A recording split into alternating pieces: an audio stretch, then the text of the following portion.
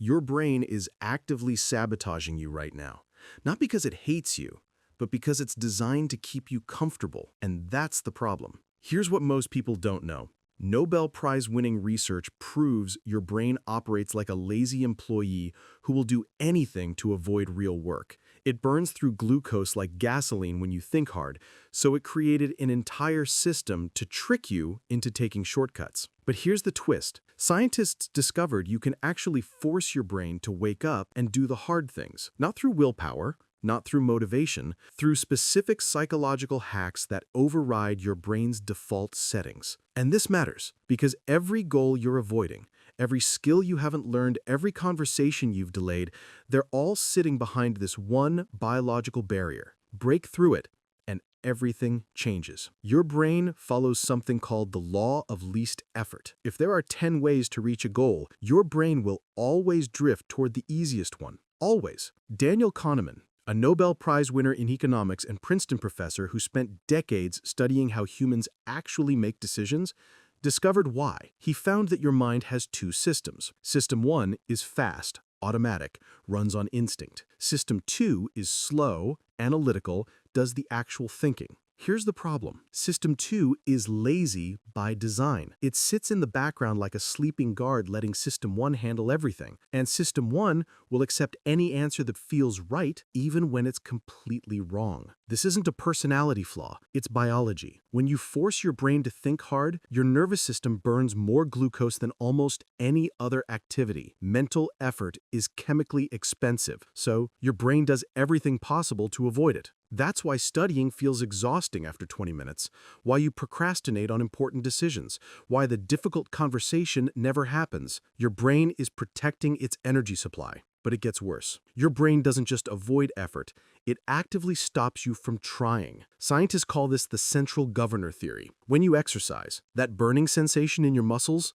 that feeling of, I can't go on, it's not real physical exhaustion, it's your brain lying to you. Your brain creates the sensation of fatigue long before your body reaches its actual limits. Why? Because early humans who pushed themselves to true exhaustion died. They burned through their energy and couldn't hunt, couldn't run from predators, couldn't survive. So your brain evolved to pump the brakes early. That voice saying, "This is too hard," appears when you're maybe at 40% of your actual capacity. And this same system controls mental effort. Studies on judges showed that when they're tired or hungry, they default to the easiest decision, denying parole, even when they shouldn't. Their brains are too depleted to do the hard work of real analysis. This is called ego depletion. Every act of self-control drains from the same mental battery. Force yourself to wake up early, and you'll struggle to resist junk food later. Push through a difficult work task, and you'll collapse into social media that evening. Your brain treats all voluntary effort, mental, emotional, physical, as the same resource. And it guards that resource like a miser. But here's what changes everything. Researchers gave students a logic test. 90% failed. The questions were designed to trick System 1 into giving fast, wrong answers. Then they ran the same test with one change. They printed it in a barely readable, washed-out font, the kind that makes you squint and slow down. Suddenly, only 35% failed. Same questions, same students. But the difficult font forced their brains to shift gears. The cognitive strain, the effort required to read, woke up System 2. And when System 2 wakes up, it catches System 1's mistakes. This is the counterintuitive breakthrough. Making things harder can make you perform better. When everything is smooth and easy, your brain sleepwalks. When you introduce friction, it pays attention. Michael Easter, a professor at the University of Nevada and contributing editor at Men's Health, whose research on human discomfort has reached over 60 countries, took this further. He studied people who do Misogi, extreme physical challenges in nature with a high chance of failure. Not guaranteed failure, just probable enough to be scary. These people weren't masochists. They were rewiring their brains. By voluntarily entering situations where failure was likely, they killed the ancient fear machinery that makes us avoid all risk. Studies confirmed this. People who faced moderate adversity in their lives, not trauma, just real challenges, showed better psychological health, fewer physical symptoms, and higher pain tolerance than people who lived completely comfortable lives. Your brain needs friction to grow. Comfort weakens it. Modern life eliminates two things that actually make your brain stronger: boredom and hunger. When you're bored,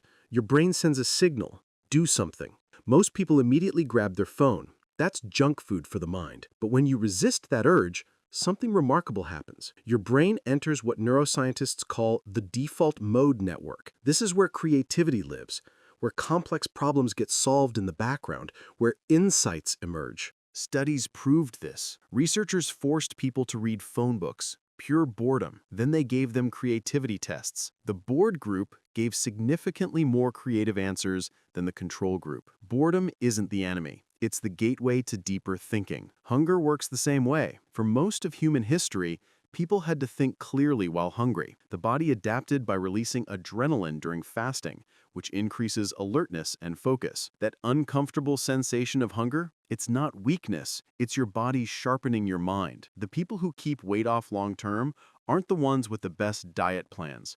They're the ones who can sit with the discomfort of hunger without panicking. And there's one more tool hiding in plain sight. Your daily routine puts your brain in a trance. Same morning pattern, same route to work, same lunch spot. Your brain recognizes all of it, so it stops paying attention. Neuroscientists call this autopilot mode. It conserves energy, but it also makes time disappear. You can't remember last Tuesday because you weren't actually present for it. New situations kill this trance immediately. When you can't predict what happens next, your brain snaps into focus. It has to process everything consciously. This is why travel feels so memorable even when nothing dramatic happens. Novelty forces presence. But you don't need to travel. Take a different route home, rearrange your furniture, start a conversation with someone new. Each disruption to your routine forces your brain to wake up and build new neural pathways. These pathways strengthen through a process called myelination, basically insulation that makes nerve signals faster and stronger. The more you expose your brain to newness, the more capable it becomes. But what about situations where you can't add friction or discomfort, where you just need to force yourself to start? James Clear, the world-renowned habits expert behind the international bestseller Atomic Habits, studied this exact problem. How do you make your lazy system 2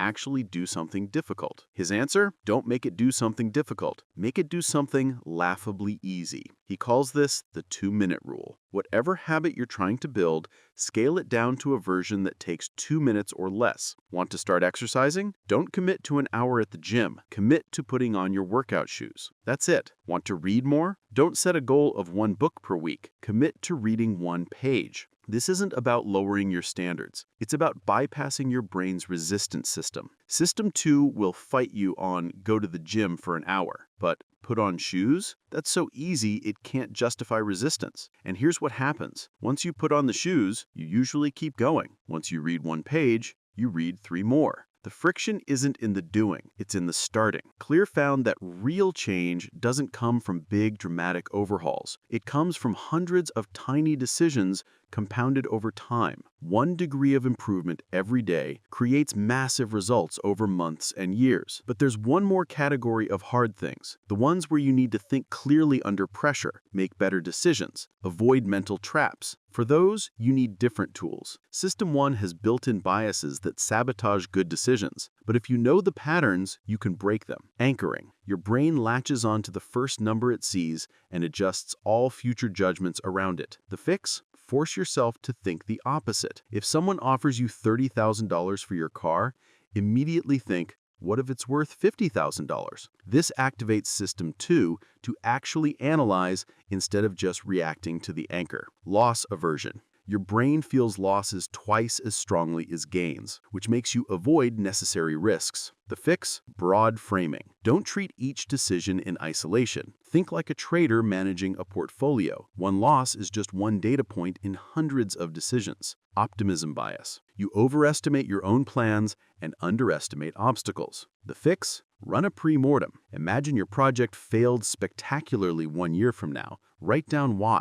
This forces you to see the threats you're currently blind to. These aren't just mental tricks. They're systematic overrides for a system that's working against your long-term interests. Your brain will always default to comfort.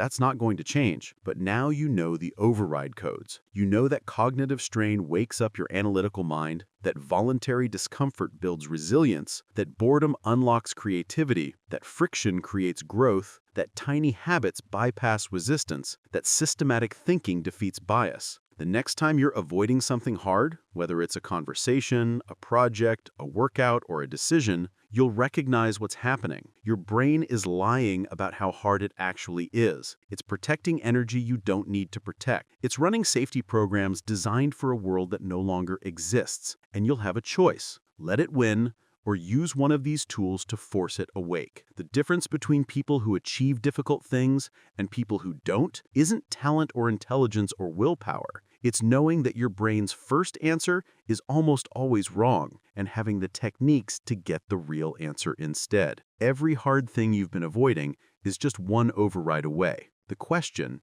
is whether you'll use it. If you want more techniques like these, simple psychological tools that actually work in real situations, subscribe, because understanding how your mind operates isn't optional anymore. It's the difference between living on autopilot and actually directing your own life.